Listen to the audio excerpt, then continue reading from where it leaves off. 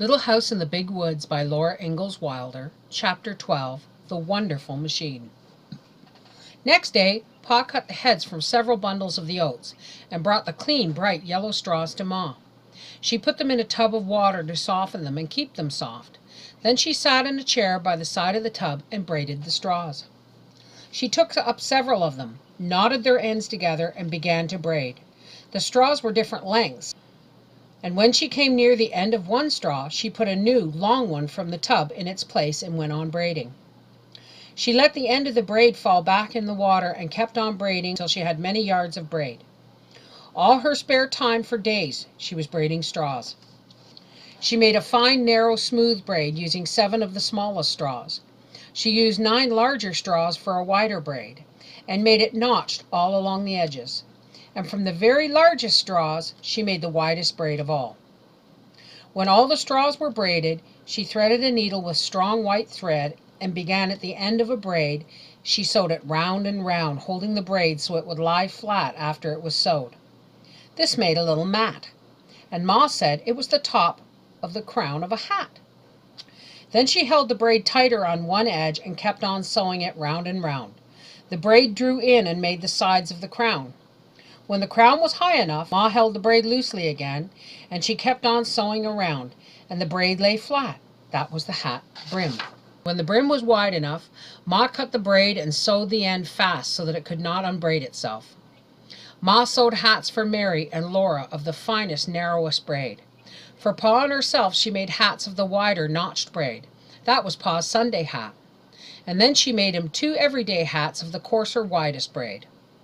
When she finished a hat, Ma set it on a board to dry, shaping it nicely as she did so, and when it dried, it stayed in the shape she gave it.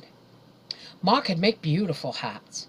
Laura liked to watch her, and she learned how to braid the straw and made a little hat for Charlotte.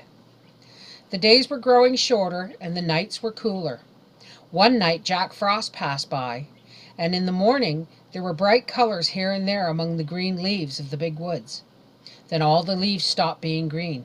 They were yellow and scarlet and crimson and golden and brown. All along the rail fence the sumac held up its dark red cones of berries above the bright flame-colored leaves. Acorns were falling from the oaks, and Laura and Mary made little acorn cups and saucers for playhouses. Walnuts and hickory nuts were dropping to the ground in the big woods, and squirrels were scampering busily everywhere, gathering their winter store of nuts and hiding them away in hollow trees.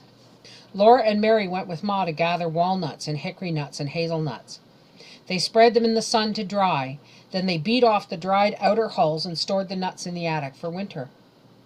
It was fun to gather the large round walnuts and the smaller hickory nuts, and the little hazelnuts that grew in bunches on the bushes. The soft outer hulls of the walnuts were full of a brown juice that stained their hands, but the hazelnut hulls smelled good and tasted good too, when Laura used her teeth to pry a nut loose. Everyone was busy now, for all the garden vegetables must be stored away.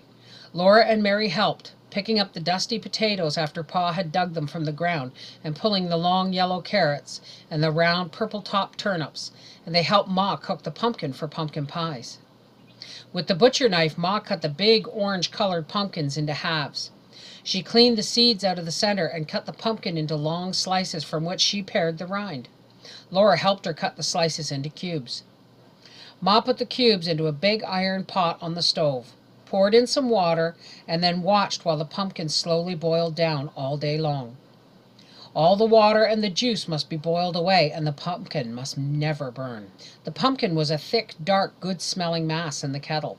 It did not boil like water, but bubbles came up in it and suddenly exploded, leaving holes that closed quickly. Every time a bubble exploded, the rich, hot pumpkin smell came out. Laura stood on a chair and watched the pumpkin for Ma, and stirred it with a wooden paddle. She held the paddle with both hands and stirred carefully, because if the pumpkin burned, there wouldn't be any pumpkin pies. For dinner they ate stewed pumpkin with their bread. They made it into pretty shapes on their plates. It was a beautiful color, and smoothed and molded so pretty with their knives. Ma never allowed them to play with their food at the table. They must always eat nicely everything that was set before them, leaving nothing on their plates. But she did let them make the rich brown stewed pumpkin into pretty shapes before they ate it. At other times they had baked Hubbard squash for dinner. The rind was so hard that Ma had to take Pa's axe to cut the squash into pieces. Then when the pieces were baked in the oven, Laura loved to spread the soft insides with butter and scoop the yellow flesh out from the rind and eat it. For supper now, they often had hulled corn and milk. That was good too. It was so good that Laura could hardly wait for the corn to be ready, after Ma started to hull it.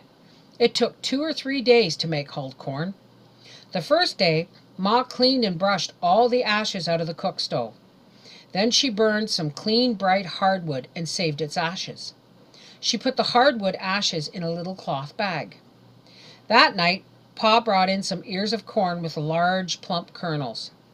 He nubbed the ears, shelling off the small, chaffy kernels at their tips. Then he shelled the rest into a large pan until the pan was full. Early next day, Ma put the shelled corn and the bag of ashes into a big iron kettle. She filled the kettle with water and kept it boiling a long time. At last the kernels of corn began to swell, and they swelled and swelled until their skins split open and began to peel off. When every skin was loose and peeling, Ma lugged the heavy kettle outdoors. She filled a clean wash tub with cold water from the spring and dipped the corn out of the kettle into the tub. Then she rolled the sleeves up of her flowered calico dress above the elbows, and she knelt by the tub. With her hands she rubbed and scrubbed the corn until the hulls came off and floated on top of the water. Often she poured the water off and filled the tub again with buckets of water from the spring. She kept on rubbing and scrubbing the corn between her hands and changing the water until every hull came off and was washed away. Ma looked pretty with her bare arms plump and white, and her cheeks so red and her dark hair smooth and shining, while she rubbed and scrubbed the corn in the clear water. She never splashed one drop of water on her pretty dress.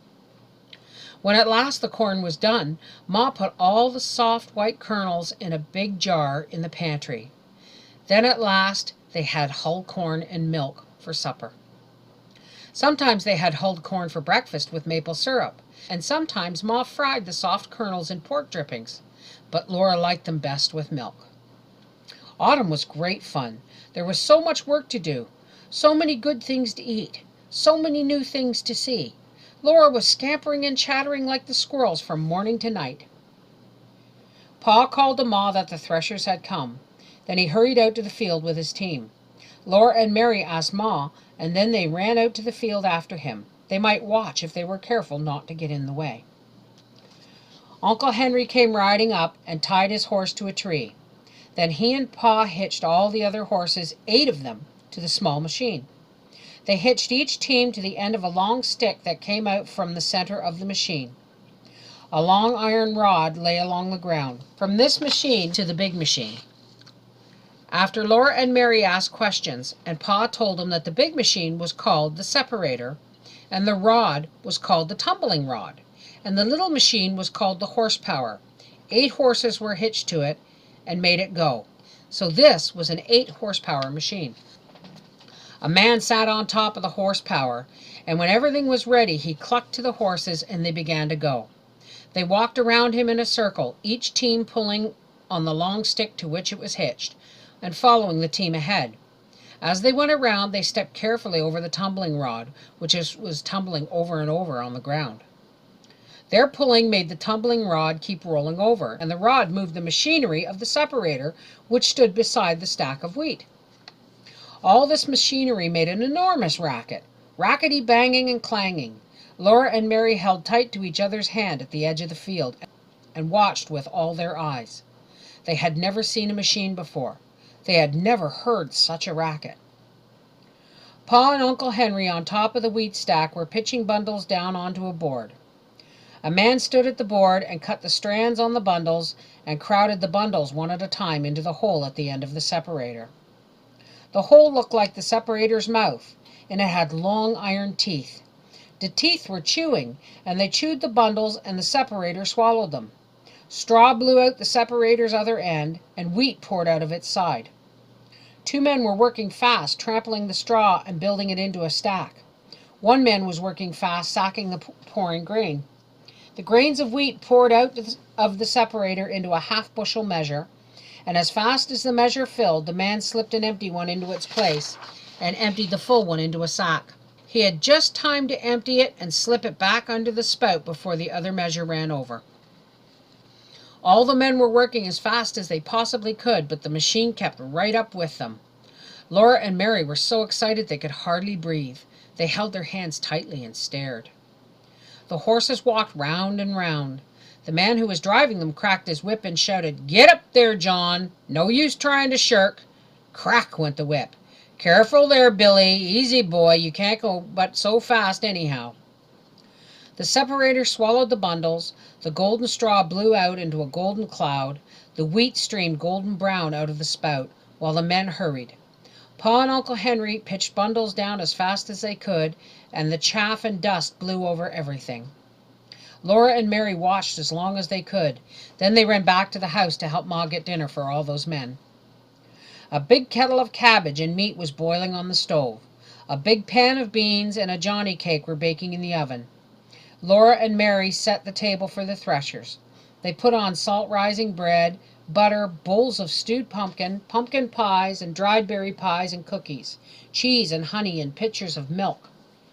Then Ma put on the boiled potatoes and cabbage and meat, the baked beans and the hot Johnny cake and the baked Hubbard squash, and she poured the tea.